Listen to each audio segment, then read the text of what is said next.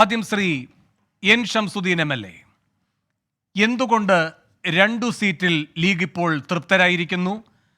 എന്തുകൊണ്ട് മണ്ഡലമാറ്റം എന്ന സാധ്യതയിലേക്ക് ലീഗ് സ്വയം തയ്യാറെടുക്കുന്നു?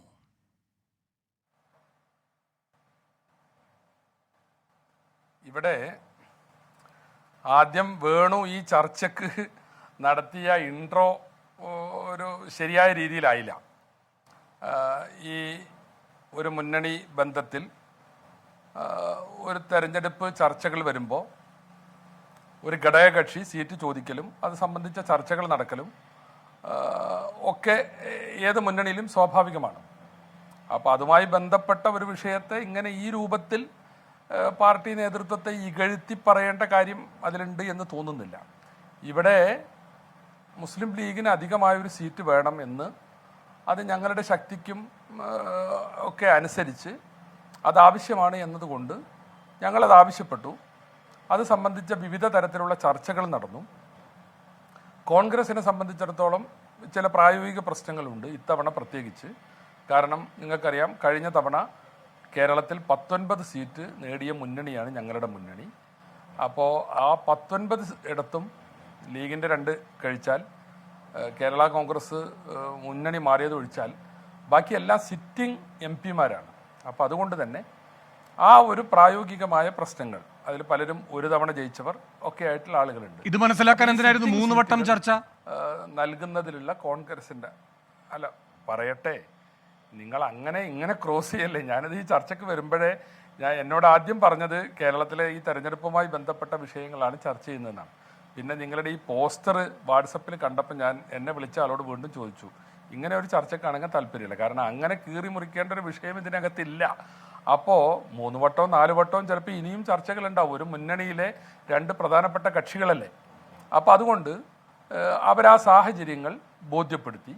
അപ്പോൾ അതിന് പകരമായി ഈ വരാൻ പോകുന്ന ഒഴിവ് രാജ്യസഭയിൽ ലീഗിന് നൽകാമെന്നുള്ള ഒരു നിർദ്ദേശമുണ്ടായി.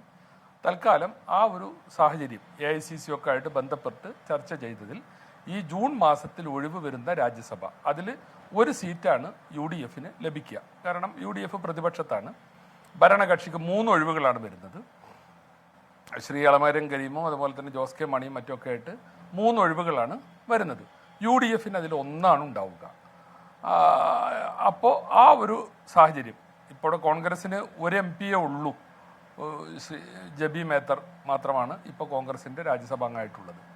അതുപോലെ തന്നെ UDF-നുള്ളത് മറ്റൊന്ന് ലീഗിൻ്റെ PV അബ്ദുൽ വഹാബ്, അദ്ദേഹവുമാണ്. അപ്പോൾ ഇപ്പോൾ ആദ്യം വരുന്ന രാജ്യസഭാ സീറ്റ് ലീഗിന് നൽകാമെന്ന വ്യവസ്ഥയോടുകൂടിയാണ് ഈ വിഷയത്തിലുള്ള പ്രശ്നങ്ങൾക്ക് പരിഹാരമായത്.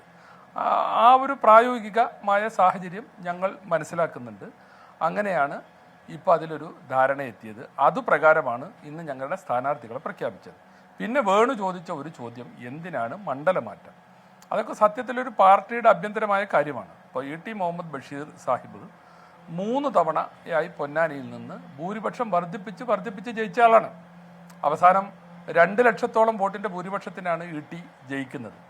അപ്പം ഞങ്ങളെ സംബന്ധിച്ചിടത്തോളം വേറെ ആശങ്കകളൊന്നും ഉണ്ടായിട്ടില്ല. ET ഞങ്ങളെ ഏറ്റവും ടോപ്പ് സീറ്റ് ഏതാണ്? 1ാമത്തെ സീറ്റ് മലപ്പുറമാണ്, 2ആണ് ഞങ്ങളുടെ പൊന്നാനി സീറ്റ്. കഴിഞ്ഞ തവണ കുഞ്ഞാലിക്കുട്ടി സാഹിബ് മലപ്പുറത്ത് മത്സരിച്ചു, ET മുഹമ്മദ് ബഷീർ സാഹിബ് പൊന്നാനിയിൽ മത്സരിച്ചു. പിന്നീട് കുഞ്ഞാലിക്കുട്ടി സാഹിബ് അസംബ്ലിയിലേക്ക് വന്ന ആ സാഹചര്യത്തിലാണ്, അവിടെ ഉപതെരഞ്ഞെടുപ്പിലാണ് സമദാനി മലപ്പുറത്ത് സ്ഥാനാർത്ഥിയാവുന്നത്. പിന്നെ ET മുഹമ്മദ് ബഷീർ സാഹിബിൻ്റെ ഹോം കോൺസ്റ്റിറ്റ്യുവൻസി മലപ്പുറമാണ്. അതുപോലെ തന്നെ സമദാനിയുടെ ഹോം കോൺസ്റ്റിറ്റ്യുവൻസി കോട്ടക്കൽ നിൽക്കുന്നത് പൊന്നാനിയിലാണ്. അപ്പോൾ ആ രീതിയിലൊരു ചേഞ്ച്, ശരി, അതൊക്കെ ഒരു പാർട്ടിക്ക് എടുക്കാവുന്ന ഒരു സ്വാതന്ത്ര്യമാണ്. ശരി, ഞാൻ അങ്ങയിലേക്ക് വരാം. ശ്രീ